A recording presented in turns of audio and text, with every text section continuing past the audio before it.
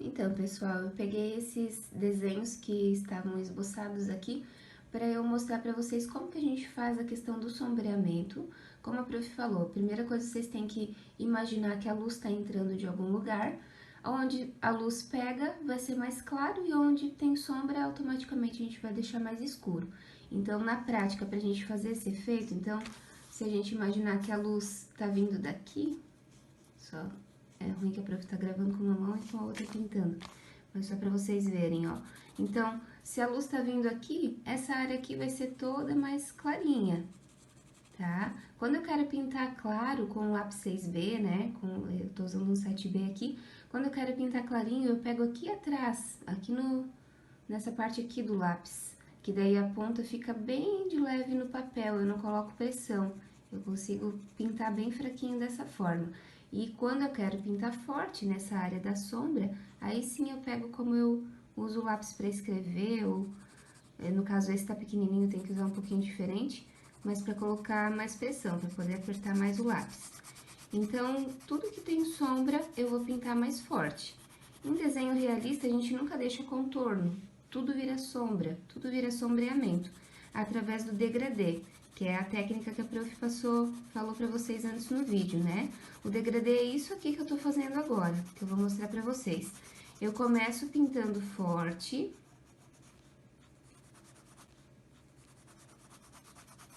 Posso primeiro fazer uma base da cor que eu quero, no caso aqui, como é preto e branco, uma base toda cinza, e depois ir compondo os tons. Onde eu quero um brilho mais intenso, eu posso usar a borracha para fazer os pontos de luz, e onde é sombra eu vou trabalhar com o lápis. Então, eu começo pintando forte, e vocês podem ver que eu já vou, ó, aliviando um pouco a força da minha mão, para esse contorno grande aqui virar sombra, para ele se misturar com a base que já estava aqui na minha maçã.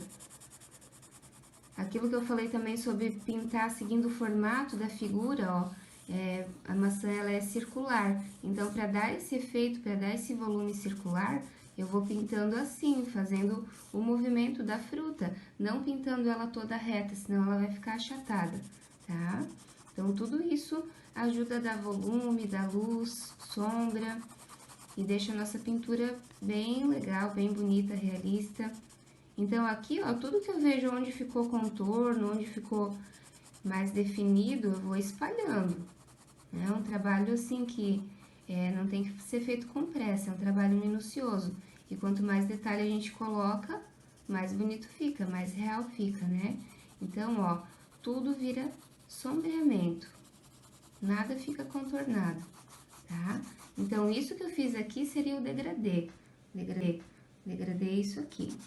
Começo pintando forte e vou aos poucos soltando a força da minha mão, vou espalhando para conseguir obter pelo menos uns 4 tons de cinza aqui nessa minha escala, tá? Então, escala de tons que a gente chama.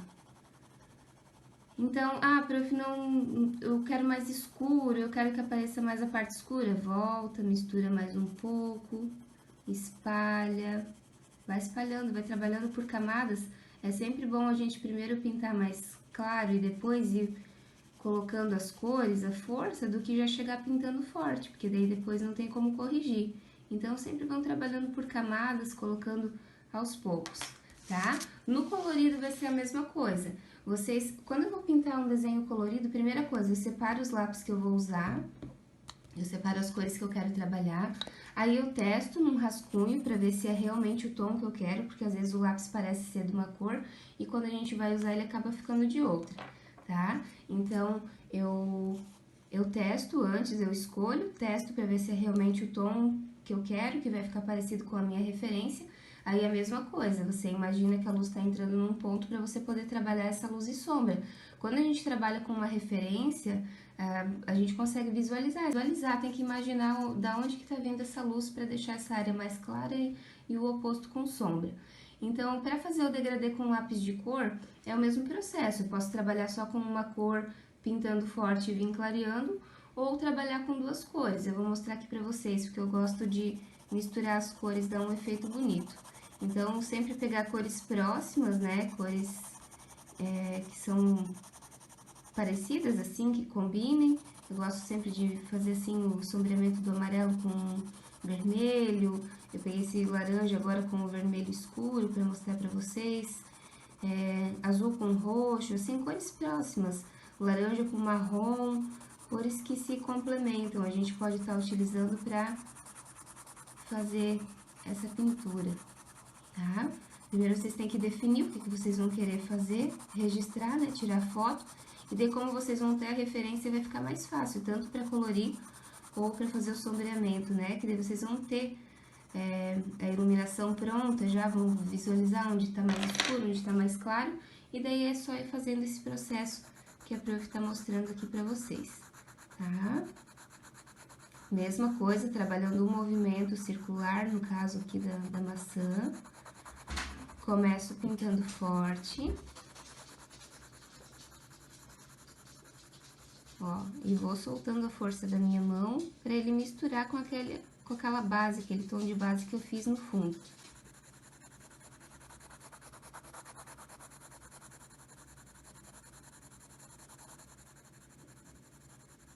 Então, sempre tem que voltar, misturar bem, para não ficar nenhuma linha marcando, dividindo o claro do escuro. Sempre tem que ser uma transação bem homogênea, bem natural. Certo? Dá um efeito bem bonito. Aqui, como eu já tinha pintado, iniciado essa pintura, que eu já estava fazendo uma demonstração para alunos em outro momento, então eu vou fazer nesse pedacinho aqui para vocês verem melhor o efeito do colorido. Então, eu fiz a base num tom, pintando sempre na mesma direção.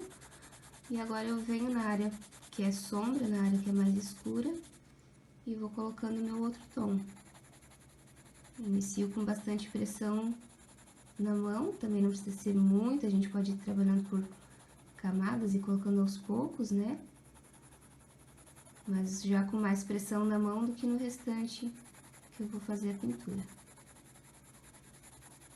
Ó, e vou misturando até ele se dissolver aqui com o laranja.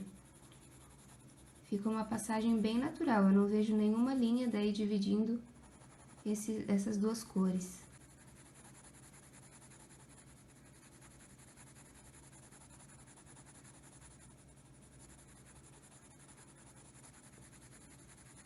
Certo, então, qualquer dúvida vocês me chamam, esse é um trabalho de treino, vocês vão treinando, vão aplicando na pintura de vocês, quando vocês querem representar um desenho mais realista, e aos poucos esse processo vai ficando natural. Quando vocês verem, já vão estar habituados a pintar dessa forma e os trabalhos acabam ficando mais realistas, com mais volume, fica muito bonito, com um efeito bem legal. Então, qualquer dúvida vocês podem me chamar, e é isso.